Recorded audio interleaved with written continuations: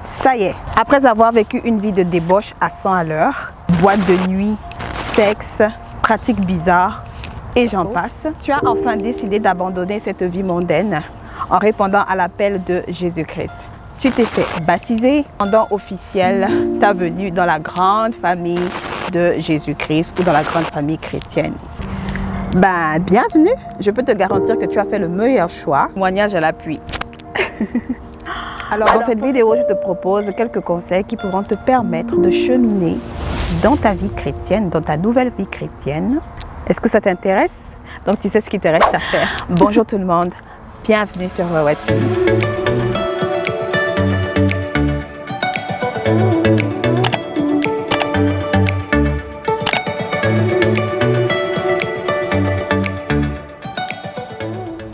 Alors, comme je te l'ai dit précédemment, je voudrais partager avec toi quelques conseils qui pourront te permettre de mieux cheminer dans ta foi chrétienne, toi, nouveau chrétien essentiellement. Parce que malheureusement, il y a des personnes qui, lorsqu'elles donnent leur vie à Jésus, ont souvent des pensées erronées de ce qu'est suivre Jésus. Et souvent, ces personnes ont des attentes parfois erronées et parfois elles ont juste une mauvaise compréhension de ce que ça implique de suivre Jésus. Donc, sans plus attendre, on passe au vif du sujet. Premier conseil, le plus important, le fondamental, l'indétrônable, la lecture et la méditation de la Bible.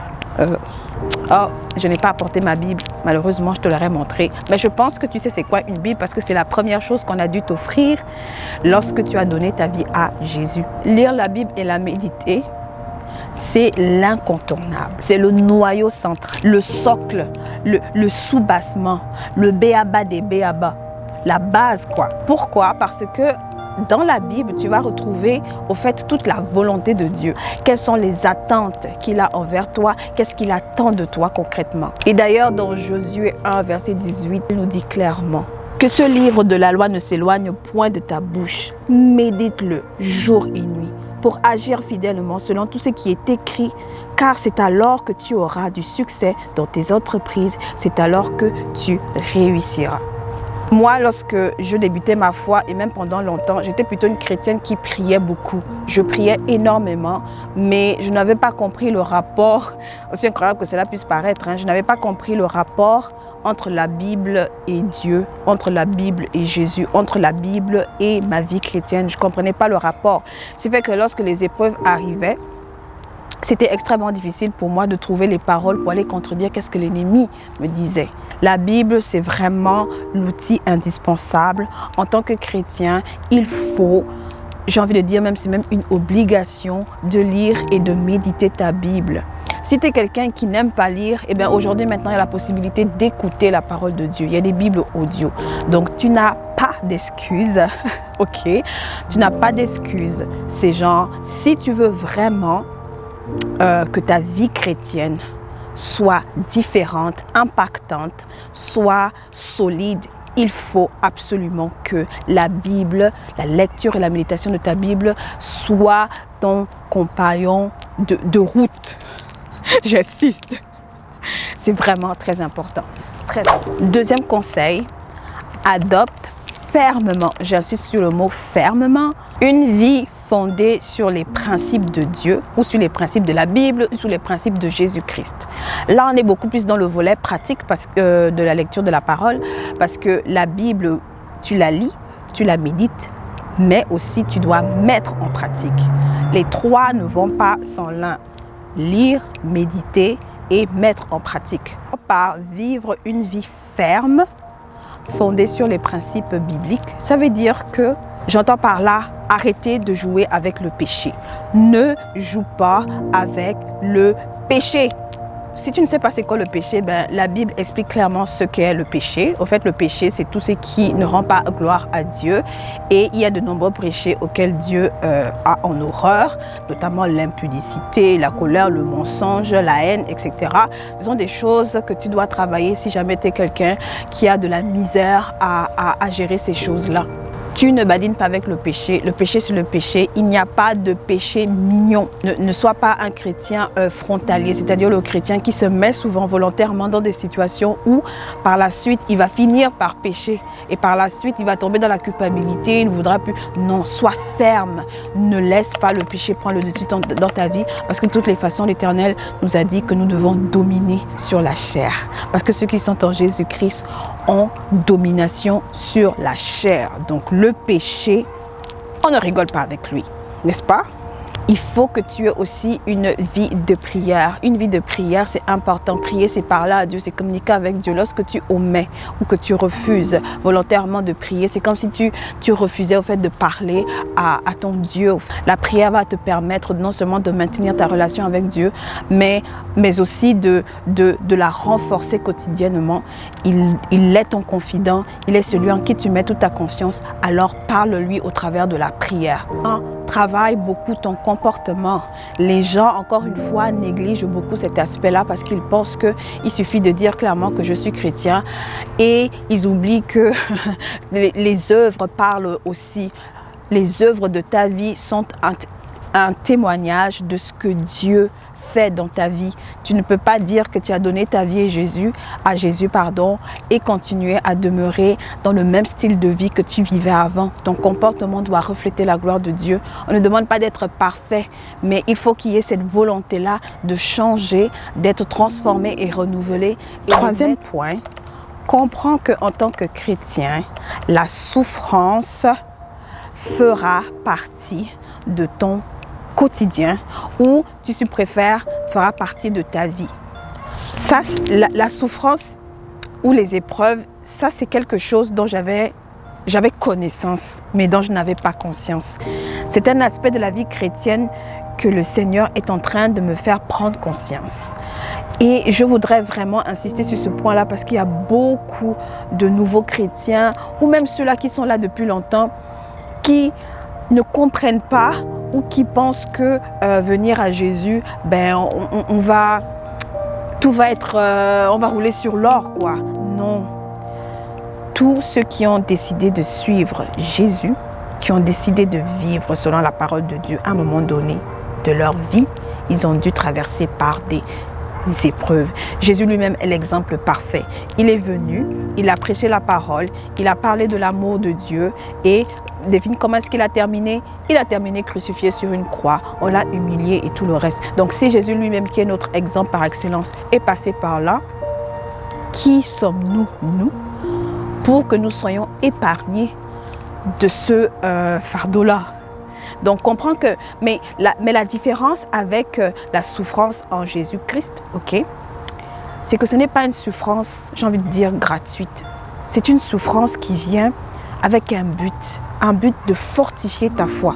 Parce que lorsque tu es dans cette souffrance, il ne s'agit plus de marcher par la vue, mais il s'agit de marcher maintenant par la foi.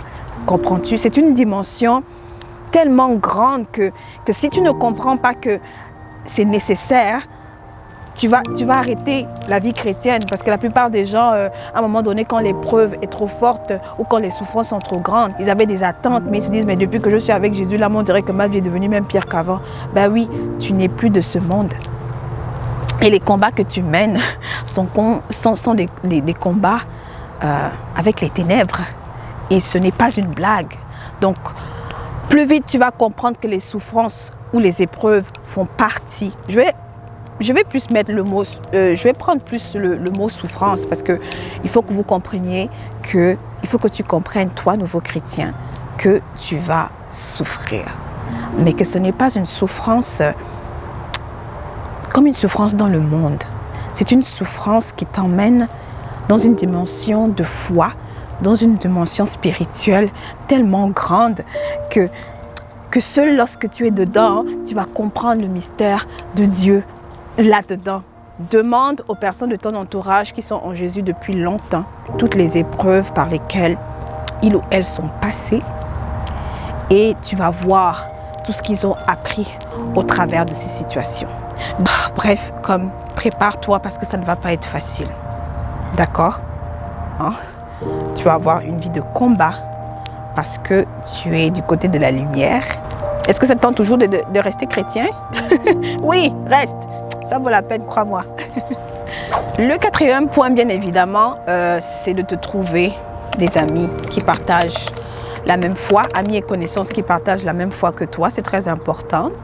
C'est toujours mieux d'avoir des personnes qui partagent la même foi que toi, parce que la grande famille chrétienne est là pour t'encourager, se fortifier, vraiment amener à se soutenir mutuellement, c'est très important. Donc trouver une assemblée aussi, c'est très important. Il ne s'agit pas ici de dire que ok, je ne suis plus avec les païens. Non, c'est pas ça. Ok, tu marcheras avec l'Esprit de Dieu. L'Esprit de Dieu te mettra à cœur. Tu sauras différencier quelles sont les personnes avec qui tu peux cheminer et les personnes avec qui il faut tout simplement, éviter.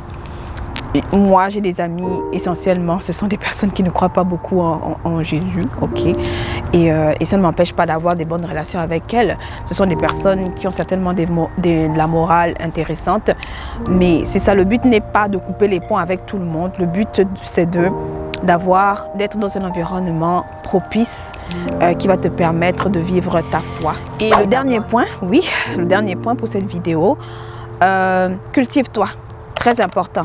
Ce n'est pas parce que tu es en Jésus-Christ qu'il est interdit de lire des livres mondains, je ne sais pas. Moi, à un moment donné dans ma foi, j'avais l'impression, enfin, ça peut paraître un peu bizarre, mais c'était un peu difficile pour moi je ne savais pas si on était autorisé à lire, par exemple, les livres de philosophie, vous savez, les livres mondains, tout ce qui n'est pas chrétien. À un moment donné, c'était un peu un petit souci pour moi. Mais au final, je me suis rendu compte que oui, ce n'est pas parce que tu es chrétien que tu ne peux pas te cultiver. Tu vis dans ce monde. Tu as besoin de connaître ton travail. Sinon on n'irait pas à l'école, sinon on n'irait pas à l'université. Tu peux lire les livres de philosophie, tu peux regarder les informations, tu peux te cultiver dans un domaine qui te plaît. Parce que je sais qu'il y a des personnes qui pensent que comme tu es chrétien, si tu ne consommes pas chrétien, ben tu vis dans le péché. Non. Quand tu te cultives, cela te permettra de voir le faux du vrai. Moi personnellement, en tout cas, je n'aime pas nécessairement être dans un environnement où tout le monde partage toujours mon point de vue. J'aime toujours jauger un peu, pouvoir un peu. Cela me permet d'avoir une réflexion et de me faire ma propre opinion tout simplement. Et donc je t'exhorte à te cultiver de toutes les façons qu'il soit. Cultive-toi pour comprendre le christianisme. Cultive-toi pour comprendre l'histoire du christianisme. Cultive-toi pour comprendre l'histoire du monde, ta culture, ou peu importe, juste sois cultivé. Ok, être chrétien ne veut pas dire être mouton, parce que plus tu es cultivé, plus tu pourras aussi comprendre un peu les enjeux sociaux et tout le tralala. Tu vois ce que je vais dire, quoi. Je suis pas bonne, mais tu vois ce que je vais dire, n'est-ce pas? Amen. Bref, cultive-toi. Ben voilà, c'est déjà la fin de la vidéo, hein. C'était les points que j'estimais importants et essentiels à te partager, toi, nouveau chrétien, mais aussi ancien, oui, pourquoi pas. Parce que je sais que quand on vient à Christ, on a souvent des attentes et parfois c'est souvent difficile. Moi, par exemple, ça m'a pris beaucoup de temps pour arriver à ces 5 points que je t'ai partagés là. Et j'aurais vraiment aimé avoir des personnes qui puissent être là pour juste me guider dans cette voie-là. Mais gloire à Dieu, j'espère en tout cas que cette vidéo pourra t'aider et que ça pourra t'éviter les nombreux pièges, parcours et tout ça que j'ai eu à traverser avant d'en arriver là. Voilà, c'était vraiment ça le point de la vidéo. Là, moi j'ai presque terminé. Je voudrais encore te souhaiter la bienvenue, toi, nouveau chrétien. Bienvenue dans la grande famille de Christ. Encore une fois, je te le garantis, tu as fait le meilleur choix. Et amuse-toi, quoi. Bon, j'arrête de faire le clown. Okay. Voilà, quant à moi, j'ai terminé. D'ici là que la prochaine vidéo ne sorte, n'oublie pas de faire de l'éternel tes délices et il accordera ce que ton cœur désire. À plus tard.